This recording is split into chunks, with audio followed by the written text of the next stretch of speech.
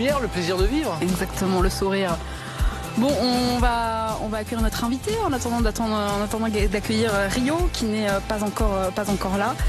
Eh bien, ça va le faire arriver. On va commencer. C'est l'un des coachs les plus charismatiques, messieurs, du football français de ces 10 dernières années. Personnage atypique. Il a construit sa légende sur le continent africain grâce notamment à 2 coupes d'Afrique des Nations remportées avec la Zambie puis avec les éléphants de Côte d'Ivoire. Premier sélectionneur à remporter la CAN avec 2 nations différentes et peut-être la passe de 3 en juin prochain. Messieurs, si je vous dis chemise blanche cintrée. Vous m'entendez ? Chemise blanche. Bronzage intégral. Ouais, fais chier quoi. Mèche en arrière. Mec, en plus, il a le même âge que moi quoi. Fais chier. Merci d'accueillir l'actuel sélectionneur du Maroc, monsieur Hervé Renard. La baisse. La baisse. Alhamdoulilah. Bonsoir Hervé. Bonsoir. Bienvenue dans le vestiaire. Bon, ils m'ont déjà taillé, déjà. Non, elle a fait des compliments. C'est l'introduction. C'est de la jalousie, Je Hervé. pensais que c'était un peu sur le ton de l'humour. On est très déçus de ne pas avoir la chemise blanche. Hein. On pensait que... C'était une obligation, sinon on va y passer un quart d'heure. C'est toi qui crée la légende, après tu l'as subi. Hein. Mais c'était... Maintenant, je me dis ça, mais c'était pas volontaire. C'est un... Non, c'est ça a le fait été du une hasard. superstition, comme on en Ah oui. a parfois dans nos têtes, un petit peu dérangées, là. Et puis c'est parti, et après je l'ai plus quitté. Donc c'est vrai que je suis victime de ce que j'ai créé, mais c'était pas voulu, sincèrement. Je fais pareil avec les cheveux, moi. Sinon, on peut parler aussi du t-shirt de Mais Francky. non, en fait, c'est une spéciale dédicace pour toi et pour Hervé. Je Ah, me suis dit que d'accord. j'allais peut voir le retrouver t-shirt, face s'il à vous plaît. 2 mecs qui vivent que sur leur coupe de cheveux, quand même. Vous vivez que sur votre coupe de cheveux. Il y a vous et vous deux et Francis de Lalanne. haine envers les chevelus. Mais non, mais j'ai trouvé que j'avais pas besoin, quoi. Il faut assumer. Avec ce corps Magnifique. de rêve. Alors, je génère avec le slip, il y a marqué aussi pas besoin de cheveux, mais je dis pas pourquoi. Non, ça va aller. Coach, C'est un cadeau. on a une petite... parfois, on fait des mauvais cadeaux. On a une petite tradition dans cette émission, c'est l'anecdote de vestiaire. Est-ce que vous en avez une pour nous, pour commencer ? Oui, j'en ai une, la plus marquante. Je sais pas si on vous en a pas parlé sur le plateau de cette émission. C'était à la mi-temps d'un match Sierra Leone Côte d'Ivoire à Abidjan. Puis un partout à la mi-temps. On est proche du laxisme, on va dire, sur le terrain, en respectant pas trop l'adversaire. Donc un partout à la mi-temps et je rentre et je pète un câble, je mets un coup de pied dans la chaise elle se casse. Le pied de la chaise va sur un joueur, bon, on dira pas lequel, et puis voilà. Et puis bon, je continue et bon, bien sûr, les joueurs se remobilisent entre eux. C'est pas le discours qui a fait ça, mais simplement j'ai perdu un peu le contrôle et on a gagné 5-1 à la fin du match, quoi. Et le joueur, il va bien ou il a pris la Non, barre il va bien, mais parfois, ouais, on réagit comme ça. Ça Il y a- vous est c'est peut-être chez nous, arrivé. pour Il y en a un qui a eu la même chose que toi. Et- Ouais, bon. Cheikh Doucouré qui nous Carrière, racontait respect. cette petite anecdote.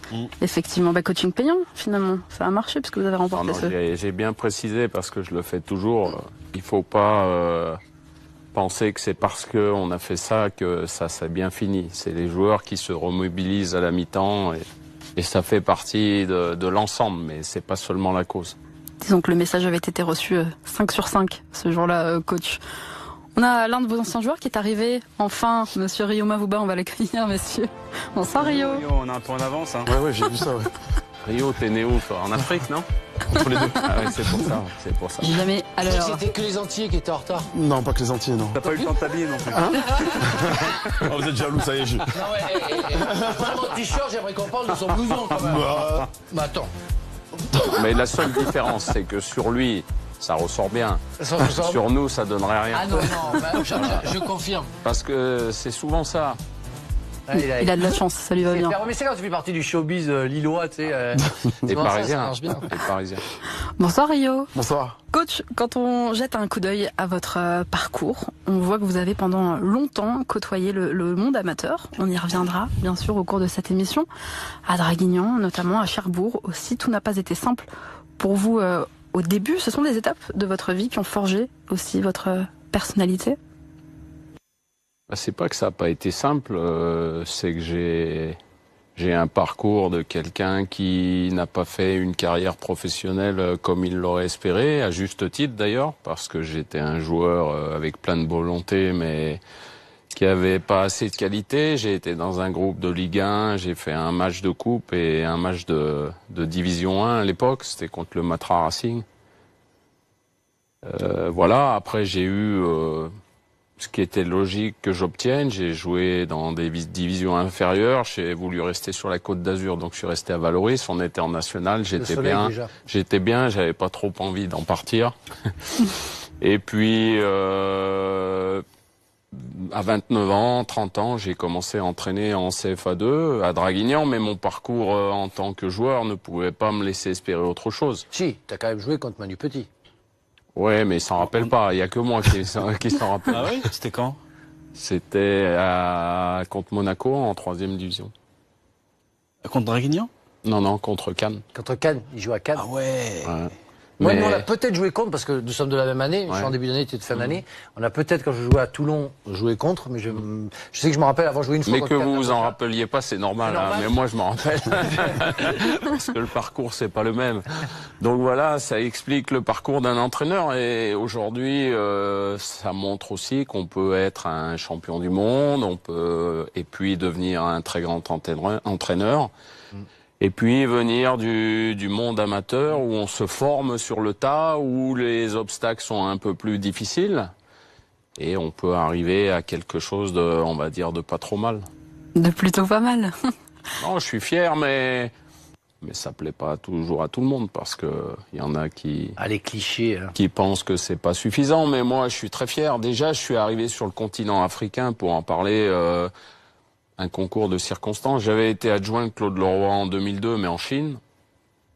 Mais avec son parcours africain, bien sûr, un jour, je suis entraîneur de Cherbourg en national, et il me dit j'aimerais bien que tu viennes avec moi pour être entraîneur adjoint de l'équipe du Ghana, les Black Stars, pour la Coupe d'Afrique 2008. Ça se passait au Ghana, donc le pays organisateur. À cette époque, c'était Michael Essien, George Mensah, Souley Muntari, bon, une belle équipe. Moi, sincèrement, j'ai pas honte de vous le dire, moi je vous regarde avec des yeux... Non, mais c'est parce que ça a bercé 98, j'étais devant mon poste de télévision, mais je le dis souvent aux anciens joueurs.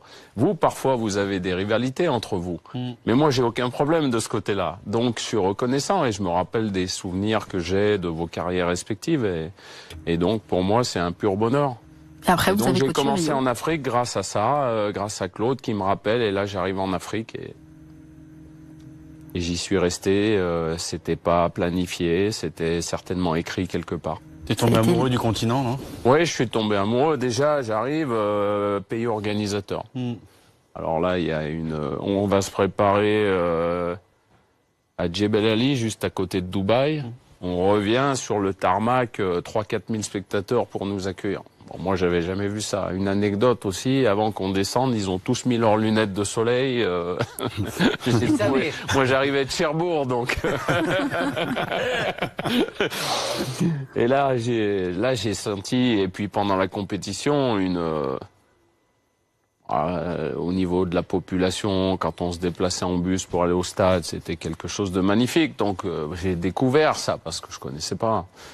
Quand on parcourt Draguignan, qu'on va jouer à Toulon ou un match de 3e division Cannes-Monaco, ils sont 50 dans la tribune. Est-ce qu'Hervé, le fait d'avoir parcouru, d'avoir ce parcours un peu amateur, t'a permis d'avoir une certaine acceptance, une acceptation plutôt de ce qui se passe en Afrique, que peut-être un entraîneur de Ligue 1 n'accepterait pas parce que il y a moins d'organisation, c'est moins bien structuré, on va dire. Est-ce que toi, le fait d'avoir connu ce monde amateur t'a permis d'accepter beaucoup plus de choses qu'un entraîneur normal? Oui, ça m'a permis d'accepter des choses, mais il y a des vérités sur ce qu'on dit, mais on peut aussi changer les choses. Ouais. C'est-à-dire que c'est l'entraîneur qui fixe sa ligne de conduite. Et c'est pas l'inverse. Donc celui qui arrive avec du laxisme, il en aura encore plus. Celui qui arrive avec de la rigueur, sincèrement, j'ai toujours été suivi, et je pense qu'ils sont même demandeurs.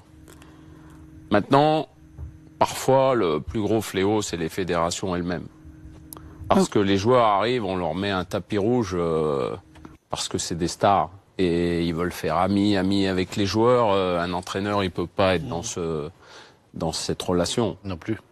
Voilà, il a un groupe à gérer, même si le joueur arrive de Liverpool, bah oui, mais faut que tu sois bon là. C'est le message, parce que si t'es bon dans ton club, c'est bien, ça représente le pays, mais quand t'es en sélection, il faut que tu sois efficace aussi. Et il y a des joueurs qui le sont un petit peu moins, parce qu'ils pensent que bah ils ont pas autant à en faire, parce qu'ils sont adulés, quelque chose, et parfois ça pose problème.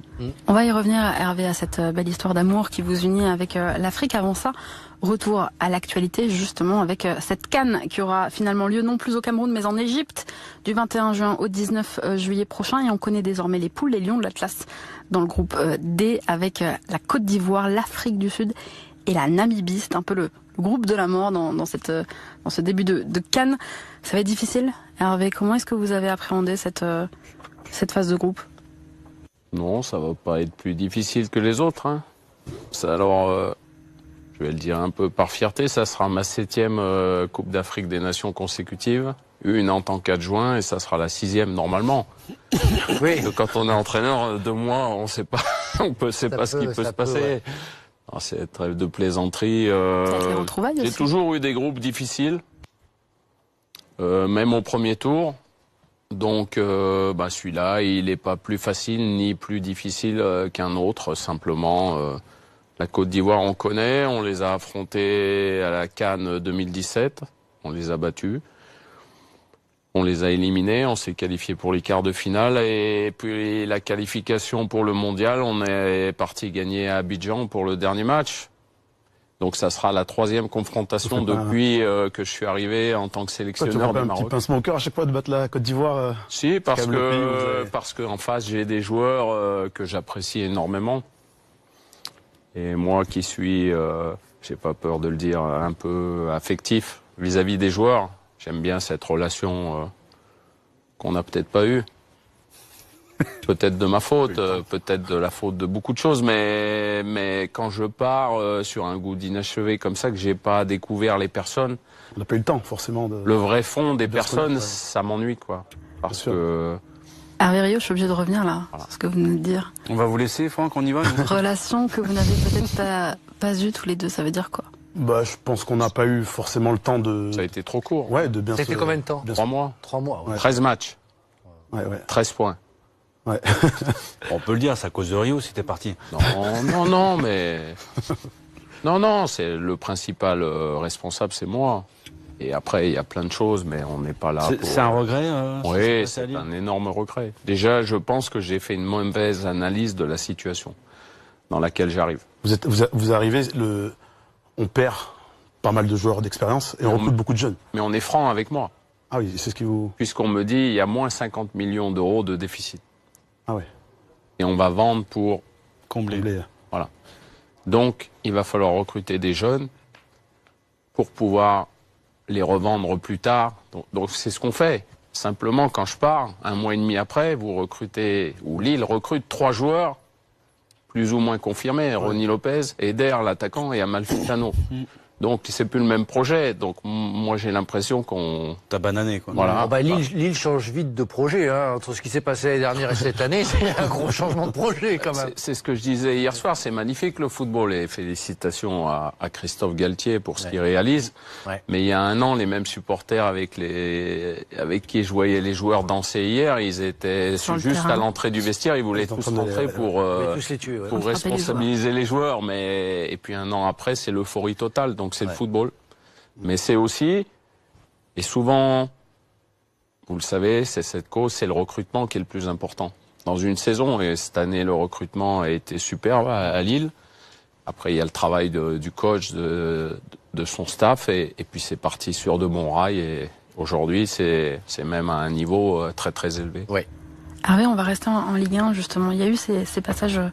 un peu mitigé sur des bancs de clubs de Ligue 1, Sochaux en 2013 et le LOSC dont vous parliez il y a quelques instants. Vous avez l'impression qu'il y a eu un certain aussi vis-à-vis de vous désamour en France. On ne vous a peut-être jamais vraiment laissé le temps de travailler avec une équipe, avec un groupe. On a tout de suite été très impatient dans l'attente et finalement on vous a poussé vers la sortie avant même que vous n'ayez eu le temps. Vous parlez de qui, Sarah? De vous, d'Hervé. Non, oui, bien sûr, j'ai bien compris, mais qui ne l'aimait pas? Un désamour de qui? Des clubs peut-être français, des présidents, des gens qui nous ont peut-être pas laissé travailler? Non, à Sochaux, on m'a laissé travailler. J'arrive après 8 journées à Sochaux, le club a 8 points. Et je fais 30